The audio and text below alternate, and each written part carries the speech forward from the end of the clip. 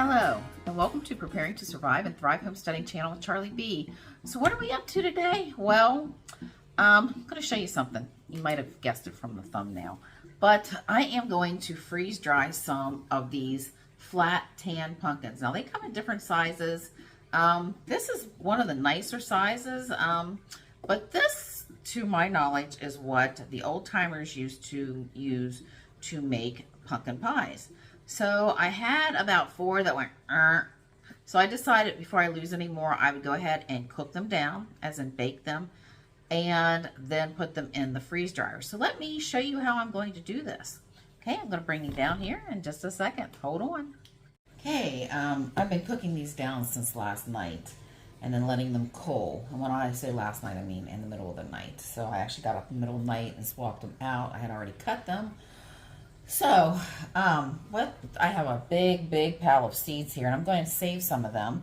But the first thing I want to do is attempt, sometimes I can't do this, and this one's not going to come off, is to actually remove this where it connected to the vine. This just makes it easier for me to pull it out and to cut it in half. Yeah, I know. Hopefully I won't cut my finger off. This knife is really sharp. That's all right. And they say sharp knives cut less, as in most people don't cut themselves with sharp knives because they don't have to push as hard. I don't know. But let's try not to cut ourselves.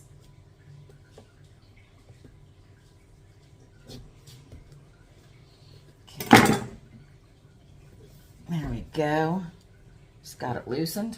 Hopefully, I might end up flying the pumpkin. Oh, there it went. So that wasn't too hard. Now, I'm going to just cut this little baby in half here. And show you what it looks like on the inside.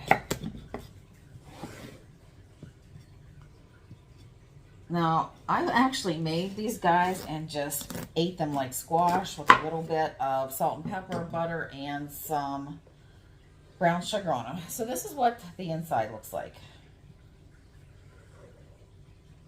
in case you're wondering.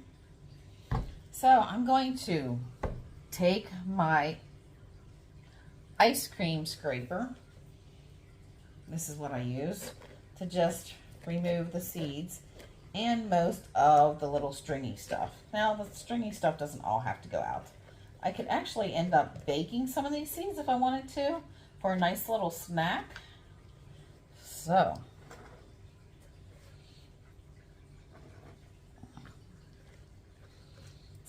that way I can even eat more of the pumpkin and not let it go to waste.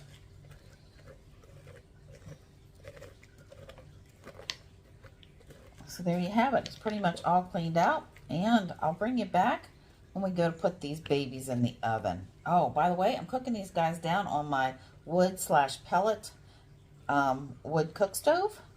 So, okay, we'll bring you back here in a minute. Well, here we have the pumpkin all cleaned out nice inside. So, I'm literally just putting these on tinfoil and a pan, so I can put it in the oven. Now, yes, I already used this tin foil so I could keep the water going. I use a little bit of water in the bottom so they don't stick, and it kind of steams them a little bit better. Okay, so I'm going to get these in the oven. I'll take you there as soon as I get over there. And the other ones are ready to come out of the oven. Okay, so I've got everything baked.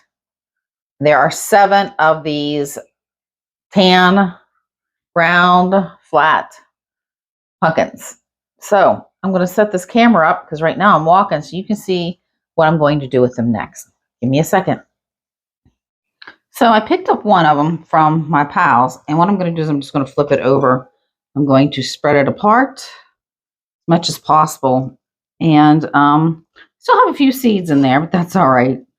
And these strings will just go ahead and mush up really nice by themselves. No, so I'm going to go ahead and start scraping this out. I'm going to start with my ice cream scraper first. This is usually the best way I can do it. And I'm literally just going to drop this in another container and just keep on doing that. So we'll be back after I get all these guys done. I'm not going to make you even hyperlapse me watch because it's just going to be a very time consuming part of this video. So we'll be back in a little bit. Well, here we go. I got all the pumpkin out of the rinds, and it was a big pile of them.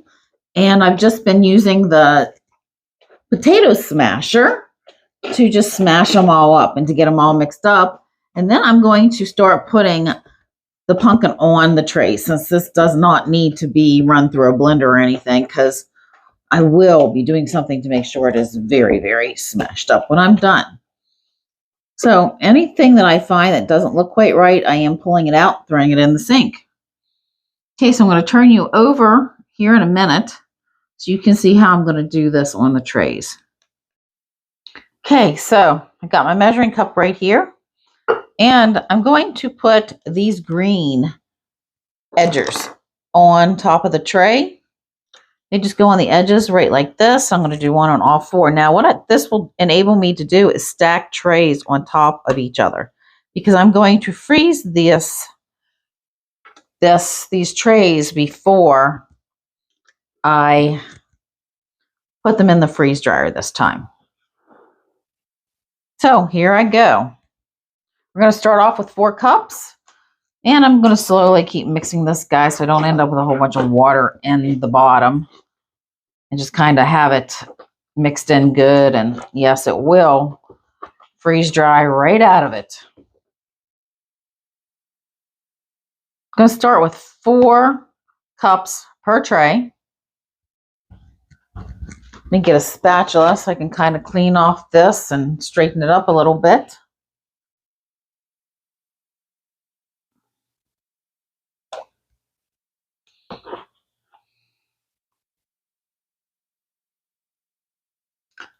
So I'm going to keep going until I get all 4 trays filled, and then I'm going to see if how much more I have left, and if I should set up another 4 trays, or if I should just add and go with 5 cups instead of 4. I'm hoping, or well, if I end up with more, then I'll have a lot more pumpkin to use to feed my chickens or feed my family. We can probably use this to make some good pumpkin custard. I do like that. It's kind of good. So, but we'll be back shortly, and I'll show you how I'm going to spread this out once I figure out exactly how much I'm going to put on each tray. Okay, so I'm going to stick with putting 4 cups on each tray. I smashed one down already, and it is pretty full, and I don't want to overfill them. And I will then break this down and put it on some other trays and hopefully end up with enough to go in. If I don't, then I'll have to find something else to do with any extra trays. So I have at least 4 trays to go into the freeze dryer. That's full with something. Okay, if I have to, I'll cook down some other pumpkins, other types of pumpkins, and go from there. Okay, so you see I'm just smattering this out. And I want to do this definitely good and smooth and as even as possible so I don't have any bumps or ridges, because those high places will dry faster, but it will leave what's underneath of it still wet.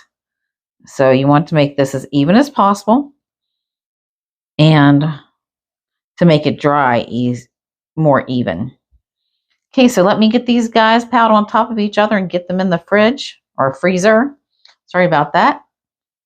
And we'll be back when I go to get these guys in the freeze dryer. Wow, I ended up with 8 trays, 4 cups each, and then another 8 cups in this, almost 8 cups in this measuring cup. So this is going to go in the fridge. The trays are in the freezer, and I really will wait until I take the stuff down in the freeze dryer to interrupt you again. Be seeing you in a few hours. Well, it's early in the morning, about 7:30, and I'm getting the freeze dryers up and running. So I just turned this guy on. I shut the vacuum, shut the door, and locked it. and now it's cooling. So just waiting for 15 minutes and then I can put the trays in. Well, we've got these guys out of the freezer, and this is what it looks like. It's really good. It's frozen solid, and I'm going to put it over here to Mr. White, and he's ready to be loaded, or she, or whatever you want to call it. One thing is, when handling a cold tray, I use these gloves. They're freezer gloves. I got them from Amazon. So it works out really nice. So I'm hand holding you. I'm not even going to try to hold you while I am putting these freezers in. So here we go. I'll be back. So I just hit the button. They're freezing. They've been in there for a whole 15 seconds. And there we go. Let's take a look and see what these will be like when we pull them out. Okay, so we're going to actually stop this. And it's been going for over 30 hours. Yes, I did extend it, but I needed the time. So better dry than not. So I'm going to cancel it out to just stop it. And I'm going to open up the drain valves. Yes, that's what all that noise is. And I'm going to pull this open.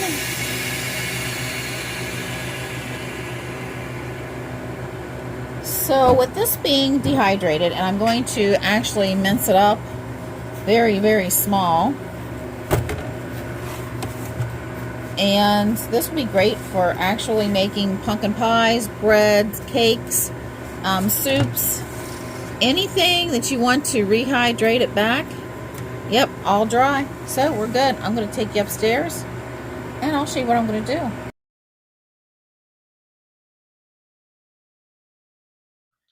Well, we've got these guys out of the freeze dryer, and you can see maybe a little bit of a different color. This is light. I think this is where more of the water was, and as it freeze dried, it kind of made it a little lighter here. It could also be from some more of the sugars pulling up. So what I'm doing is I am adding 2 trays to each packet, and I'm going to grind it up to make it into a powder. Because that way I can use it for a lot more different ideas, and we'll be good to go before you know it. So let me get this going real fast. And sorry about the noise. You hear it crunching from whenever I cut it.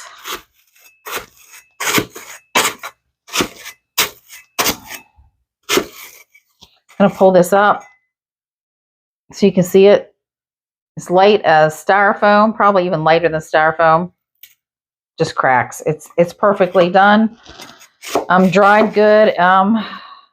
Was in for over 30 hours. I think I showed you in a clip just a minute ago, but I don't remember the exact time. That's why I take pictures of it.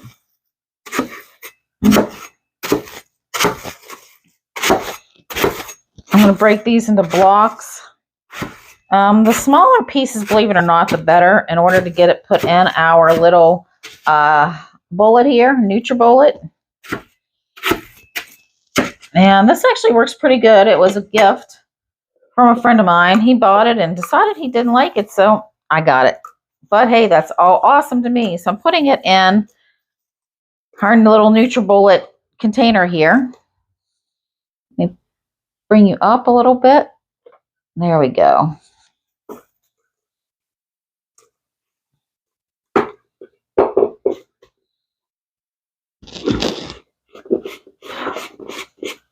And I just shake this down in.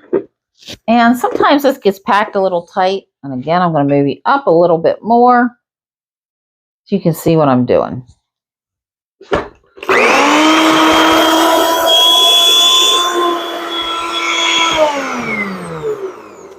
Sorry about the noise again. If I flip it on its side, sometimes it actually works a little bit better. And I'm going to take you off camera until I get these trays done. And that way you don't have to hear all the noise.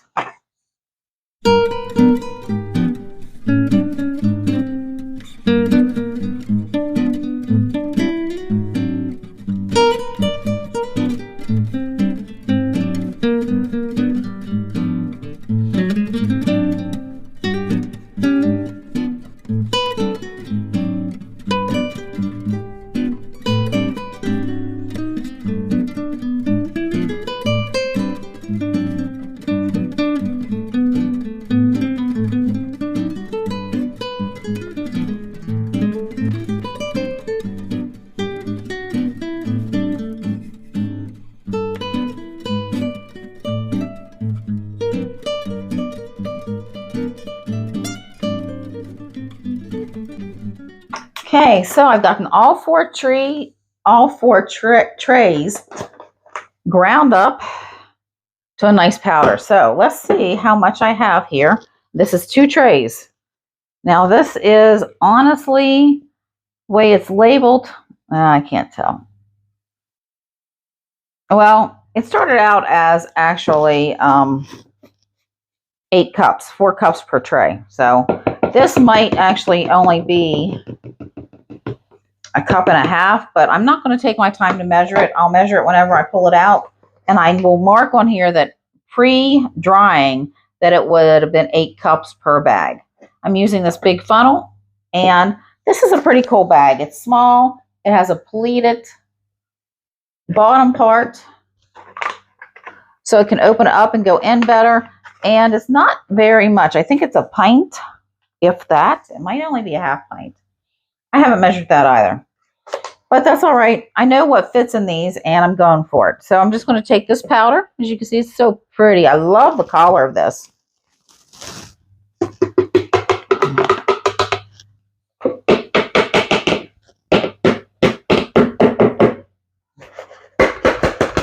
Just shaking it all. And there we have it. This is going in here. Now I'm going to shake this down as much as possible and kind of push out as much air as I can. And this has a Ziploc. I'm going to Ziploc it closed until I get the oxygen absorbers in. So give me a minute and I'll take you over there. Okay, normally I would vacuum seal these bags before I put them on the Harvest Right freeze dryer. So I'm putting a 200cc oxygen absorber in here. And so you can see I'm just dropping it in the bag. I'm going to push it down in because I want it to go in, but I'm also going to bend this over and try to get as much air pushed out of this to seal it. Now, these are the ones with the Ziploc bag seals, but I am still going to seal them with my Harvest Right sealer because this will definitely keep the oxygen, hopefully, from getting in there, or the moisture. I'm going to double seal it. Okay, that's one. Maybe I should bring you a little closer so you can see this pretty baby here. Now remember, each of these bags have 2 trays, which is a total of 8 cups. I always double seal it just to be on the safe side. Sometimes, depending on if I mess up on the seal, I will literally seal it a 3rd time. Doesn't have to be perfect. It has to just be sealed really good.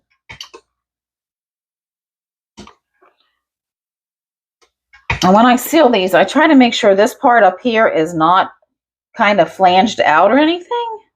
So it's it seals better, and I don't have to worry about somebody trying to pull on it to get it open. So we definitely don't want it to do this.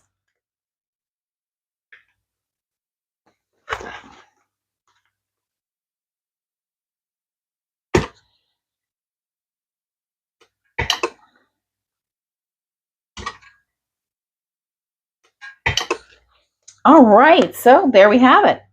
They're all sealed, and I'll be with you in just a second. Well, we did them all. So we have 4 bags with 8 cups in them. So I marked it. I want to show you. It says pumpkin tan flat, and it gives the date. And then it says before freeze drying, 8 cups. Okay, so 8 cups before freeze drying. So this should make several pumpkin pies, pumpkin soup, pumpkin cake, something to feed the chickens if I want to when I finally get them. But we have it. We did it. And they turned out amazing. And I love, love, love, love the color. So, well, that's how I freeze-dried my flat tan pumpkins before they went to waste because of the summer heat is coming. And remember, if you like my content, please like, share, and subscribe. Charlie B signing out, and I'll be seeing you soon.